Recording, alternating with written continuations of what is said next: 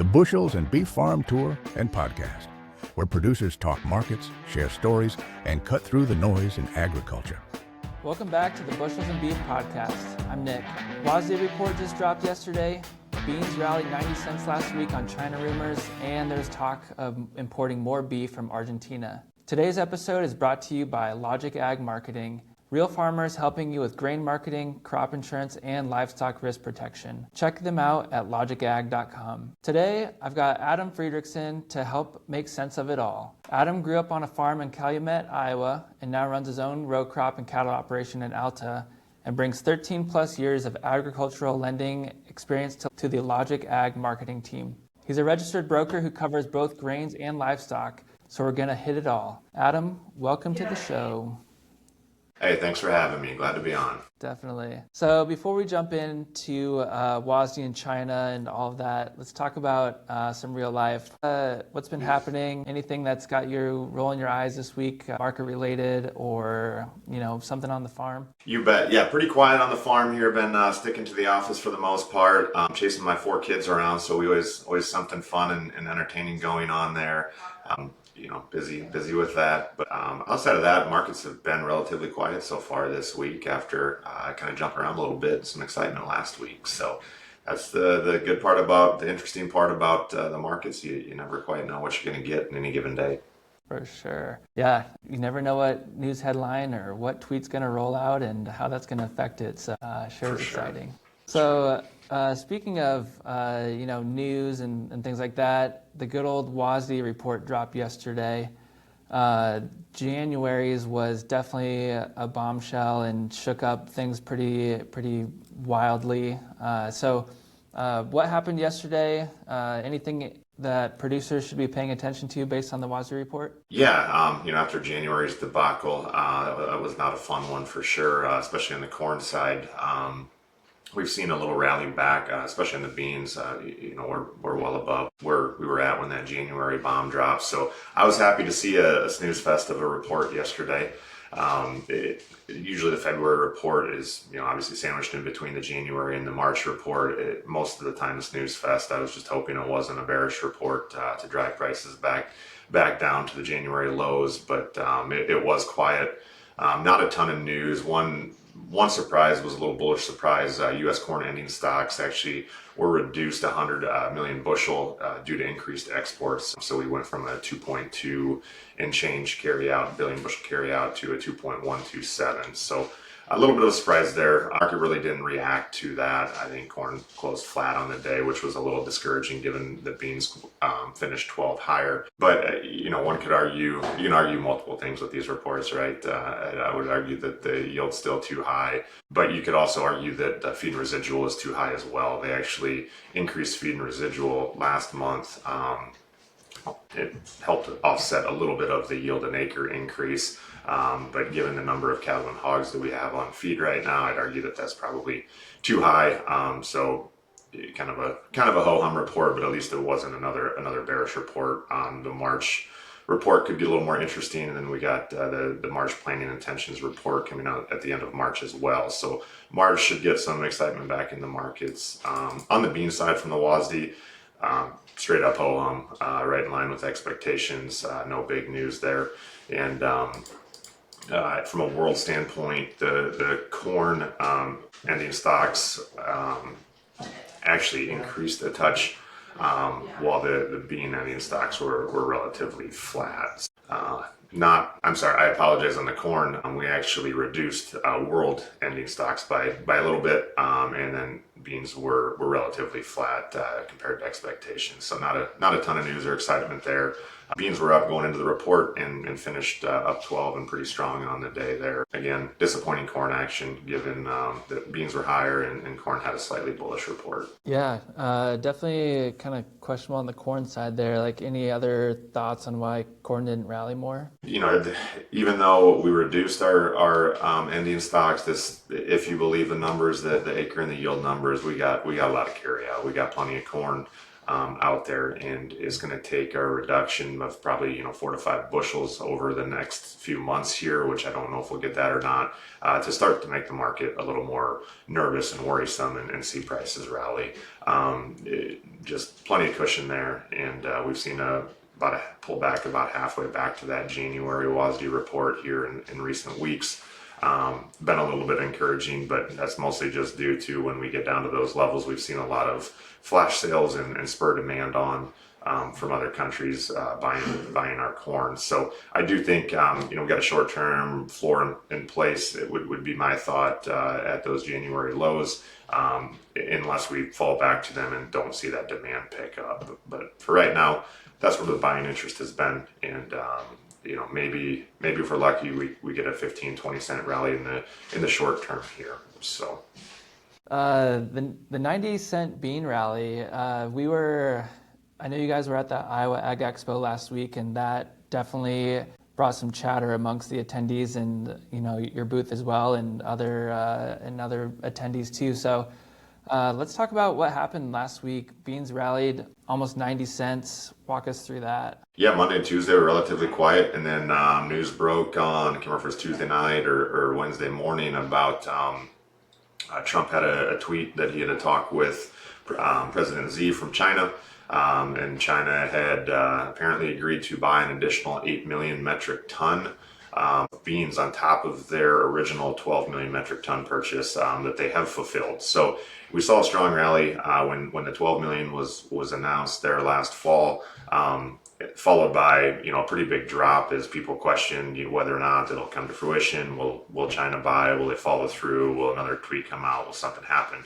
But that has been fulfilled, and got fulfilled here last month, which was encouraging. And then on top of that, you throw the 8 million that they're talking about. There's been no confirmation of that from the China side yet. We have seen a couple flash sales since, so maybe it makes me a little encouraged that at least we can get at least part of that fulfilled, which would be big. Just for comparison's sake, 8 million metric ton equates to about 276 million bushels. And so, we look back at the WASDE report, we have around a 350 million carry out. And I've had a couple people ask, well, if they do buy that, we're going to have no carry out, and beans are going to go to 14 or 15, or could go to. The biggest thing to keep in mind is USDA on the bean side is probably a little high right now on exports, even with that 12 million fulfillment. And so, we have to see continued exports as time goes on to meet the USDA quota that they have in place, or they could lower that. And the other thing too to keep in mind is that, the world supply is still the world supply, right? So even though they might buy that much from us, it's probably going to mean other countries are going to go to South America, since South American beans are now cheaper than ours. Similar to what we saw last fall before the rally, our beans and corn were the cheapest in the world, and we were seeing flash sales to all different kinds of countries, some of which don't normally buy, but just like anything else, we're gonna go buy the cheapest source that we can get. In our daily lives, and other countries are similar with how that grain works. So it is absolutely certainly encouraging. If it does come to fruition, we probably have a little more room to run, especially on old crop, but something to keep an eye on. And all the more reason to be layering some sales in here, getting some protection on, because as we all know, one other tweet or comment or something could take that right back out of the market as fast as it was put in. So exactly, and especially given the timing of year right now. So South America is just entering, they're just getting into their bean harvest on their first crop here, and so generally our exports shut off to them about this time of year, and then they focus and turn to South America's crop because a lot of times it's cheaper and just being harvested right now. So we'll see. That's probably the biggest factor of if it doesn't happen. It's just more of a seasonal factor of South America coming on board from the bean standpoint here. Brazil is just starting some harvest of their beans. They're actually getting a fair amount of precipitation down there in Brazil that's delaying harvest, and I just read an article that some low quality beans, I think yields have been pretty good down there for the most part, and they're expecting a record crop. But the quality of beans with the weather and their transportation nightmares and everything else down there, it could delay, getting those beans to China, if China were to buy and maybe open our window for a little bit longer, a few more weeks here, which is encouraging. Expo, there was a number of panelists that were highlighting the South American weather. Argentina dry, Brazil too wet. What else is the latest there that you could maybe touch on too? Yeah, you bet. As I hit on, I do think Brazil's going to see a huge crop, both corn and beans. But that crop's fairly made. The only thing that can damage that now is too much moisture. So it'll be interesting to see if they continue to get too much moisture and delay that harvest, which would be encouraging to our markets. Argentina has been dry, and that's been part of the reason, I think, on top of the 8 million metric ton rumors to China, is with the run-up last week, is that Argentina has been super hot and dry, and we've seen their good to excellent ratings decline in recent weeks. It actually didn't decline as much as some thought here this week, and they do have some rain forecasted now in the coming weeks, so kind of could stop the bleeding a little bit there if those rains come to fruition. I thought in general would be as if they do get rains here relatively soon, Brazil's bumper crop is probably going to make up for some of the poorer crops in Argentina. But if they miss those rains and some of those chances, and we go another couple weeks, maybe then you start to see Brazil not able to make up that difference, especially if they have a wetter harvest here. So definitely worth keeping an eye on. They've had a handful of good crops in a row with no huge issues, and we'll keep monitoring that to see if that changes. So the Argentina rain could hurt the U.S. Or the prices there, and then Brazil rain delays could end up helping us. Do you feel like you've been watching this South America weather like more so than the past years, or is this typical attention to those? I would say typical attention. They probably had a few less issues the last couple of years. It's just like U.S. weather. Usually you get one or two scares here and there, whether they come to fruition or not. It is always the big question. But this time of year is a pretty important time, especially from an export standpoint, and as harvest is getting close. So, and then Brazil will start planting, or they've got a decent start on planting their second corn crop here, and that's been hit and miss, kind of delayed in areas as well. So. Good question. I don't pay too much attention to the long-term forecast. I guess I know a lot of farmers do. A lot of people in general do. Man, it seems like they can't get 2 days from now, right? So I'm not going to put a whole lot of stock. This time last year, honestly, it was a pretty negative deal to the market the way it turned out, because this time last year, a lot of these weather companies were forecasting major droughts for 2025, and it was dry. We had a super dry winter, or subsoil moisture, and it really it stuck in farmers' minds and maybe held them back from making the amount of sales that they normally would for new crop. So a couple negative factors there between the potential drought that they talked about, and then our high was made in February last year, which is an anomaly in a big way. And so guys are apprehensive to sell too much this far ahead, and then that was our best marketing window of the year. So we talk to people all the time that very pissed off, bummed out about their marketing last year. You're not alone. I have not talked to one person that said, man, I killed it this year. I did a really good job marketing, which usually you get, your percentages that do well, some that don't. But it was probably as tough of a marketing year as I ever remember in 2025, just from a handful of those factors. Yeah, I think this is a good segment or segue into, talking about weather and talking about marketing here. Crop insurance, big topic right now with pricing in February and just getting all of that in place. So when we were talking earlier, you were talking about using crop insurance as a marketing tool and not just as an insurance product. And we had Jordan on the podcast recently, and he covered a lot of the subsidy changes. So let's focus more on the marketing angle. For sure. Yeah. So, if you have not watched Jordan's podcast from last week, please do. He's insanely good at crop insurance and knows all the ins and outs and the different companies, and basically everything has to do with crop insurance. So there's some really good info on there. But yeah, so just comparison to last year, as we sit right now, as of yesterday's close, our corn price as we enter getting close to the halfway mark through February was $4.58. ish compared to 470 last year. So we're currently about 12 cents lower than last year, which is unfortunate. Beans, on the other hand, we're sitting at 1091 compared to 1054 last year. So, we got a pretty good jump ahead on beans compared to last year. And, with all those changes that we've seen made to crop insurance, it's even more imperative to hopefully hold these prices in there, and it'd be great if we could continue to rally through the rest of the month and get them even higher, because we're going to be pushing ECO really hard. And yeah, like you said, it's a fantastic marketing tool. And I give the example that, it's always fun. We started this about 4.5 years ago, and I've sold crop insurance for about 15 years now. But when we started, joined forces with Jordan, I remember sitting here I think it was 3 years ago, last September, and talking about margin protection. And margin protection has its place. In some years that we've seen huge payouts, some years not. But at the end of the day, margin protection costs between $50 and $60 an acre a lot of times. And, Jordan was saying, I think I should take it out, or, maybe have some people take it out. And I'm like, I don't disagree. Prices were high.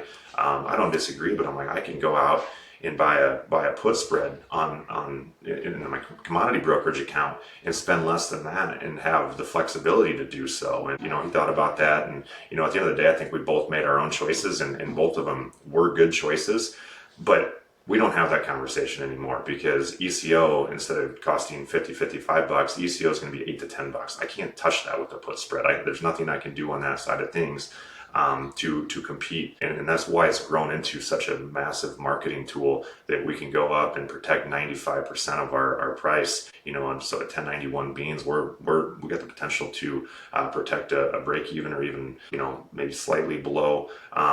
Corn, at least cushion the blow if we do see a sell off into the threes like we have the last couple of years. So I think it's a great tool at a low cost to get our floor in place. And then as time goes, we have that floor. If we see a rally and get above that price and get into profitability, we're going to look to make some forward sales and or get some additional protection on. But it allows us to have a better marketing plan, in my mind, knowing that we have 95% covered instead of only 85, like we historically used to. Yeah, and obviously one of the key things there is calculating your break-evens, and I know that's one of your specialties, figuring that out, which is definitely key to this. And then knowing your crop insurance floor, and then building out a marketing plan around those numbers, and then keeping you active in the market, or at least in the right position, or keeping you in a safe spot. Absolutely. As you mentioned, I was in the lending world, egg lending, for about 13 years prior to. And, one of the things I enjoyed the most about that was helping producers with their break-evens, figure those on the crop side, the livestock side. You guys are busy. You got an entire operation to take care of. You got family at home. You got kids to take care of. And, one area that ends up slipping by a lot of the times is the marketing area, is the break-evens. And it's really hard, almost impossible, to develop a good marketing plan without knowing those. So we're always here to sit down with you, help you figure those out. And like you said, is we know our crop insurance guarantee, then we start to derive additional marketing plan around that. What's profitable? Where can we make sales at a profitable level? If we're not at a profitable level, do we need to buy some additional puts to protect some downside if we see years like we have the last 2 years? Yes, it's imperative to know the break-evens, figure out where our crop insurance lies within that, and then go from there. Yeah, for those that don't know their break-evens, or what's like a recommendation for you? Like what's step one? Give us a call. That's what. Yeah. Yep. We're overall risk management agency is what I would consider us. Give us a shout. We'll sit down and help you walk through it. We have a product called Bushel View. It's gained a lot of popularity the last year with how hard marketing was last year. And we'll sit down and input all your costs and run your break even and walk you through, everything that I've kind of talked about here the last few minutes. So yeah, just reach out. We're always here to give our opinion, to give our thought. Whether you want to take it or not, that's no worries, but just people to bounce ideas off of and give recommendations. Yeah. So we've talked about the crop insurance side. I know you're a cattle farmer as well too, so we'll switch gears to the livestock, and we've talked about in the headlines too, beef imports from Argentina have been causing some, changes in the market too.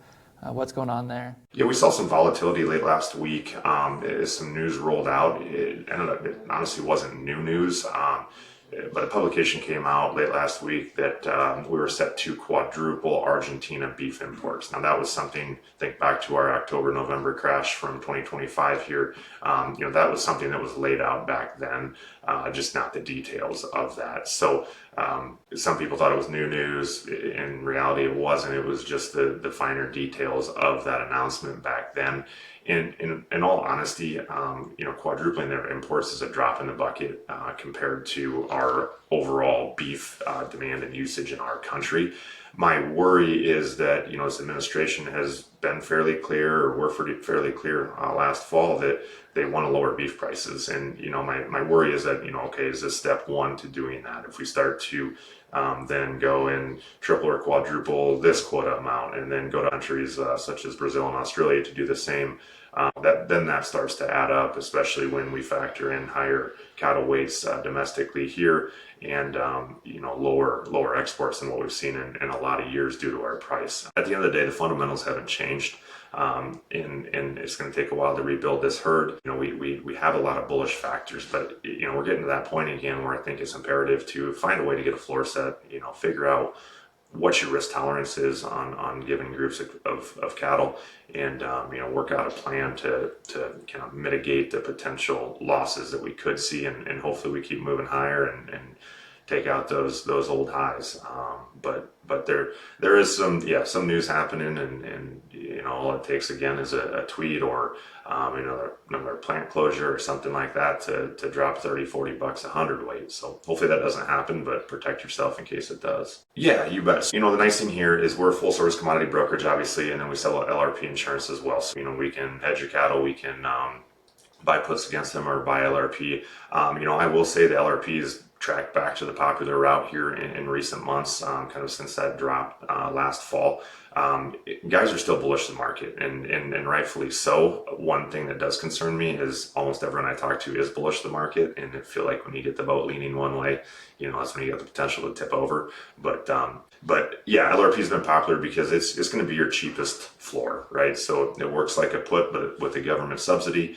We're setting a floor that's traditionally running 20 to 30% less than the cost of a put, and then we don't have to pay for that until the end of our policy periods. So I get guys, all the time, they're calling in like, hey, I need to find a floor here. I need to get something done. I want my cheapest route. And so we've been writing, a fair amount of LRP lately. If you don't know about it, want to learn some more details, feel free to reach out to us, but been a pretty popular tool here lately. So yeah, you've been talking to producers. You're obviously in the field yourself, and dealing with cattle too. So kind of a silly question, but what's like the sentiment right now? What are people asking about specifically to you? What are you helping out with mostly right now? Yeah, it's honestly been pretty spread out. A lot of crop insurance conversations. We're only a month and 4 days away from having to pick out our new coverage for the next year. So running through some of that.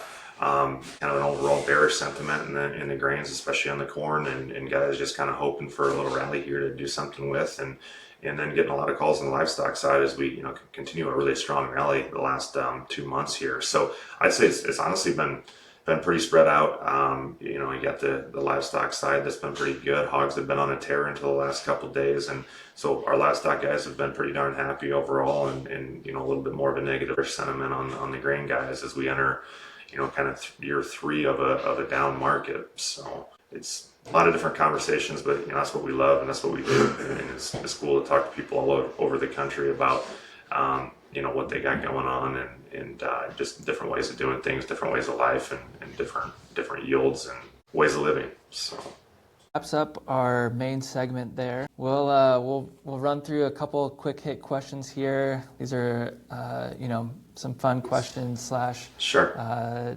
Market related questions. So what's one thing producers should be watching most closely right now? Is it South American weather, China demand, or something else? On the row crop side, yeah, I'm watching that Chinese demand in our flash sales. We need to continue to see flash sales to keep the corn market supported, and if we're going to take another leg higher in beans, we need to see every 3-4 days a new flash sale showing that China's still involved. So that's the biggest thing I'm watching here in the short term. Beef imports from Argentina, do you think that's short-term noise or a long-term problem for U.S. producers? I think a little bit of both.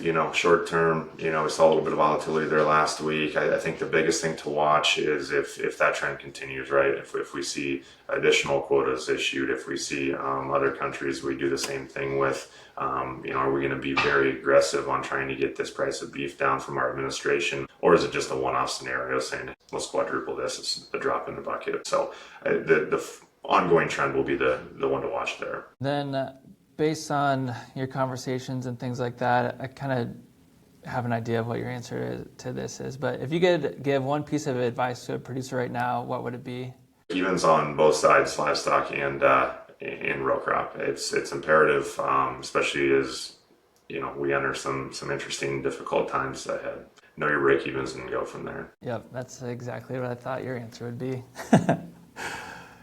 All right, Adam, this was great. Thanks for breaking down the WASDE, the China bean situation, South America weather, and the beef import talk. So really appreciate you covering both the grains and livestock.